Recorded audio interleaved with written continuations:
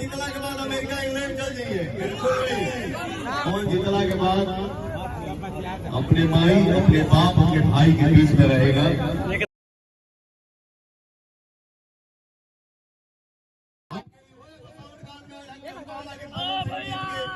पवन जीतला के बाद America England चल जाइए, बिल्कुल नहीं।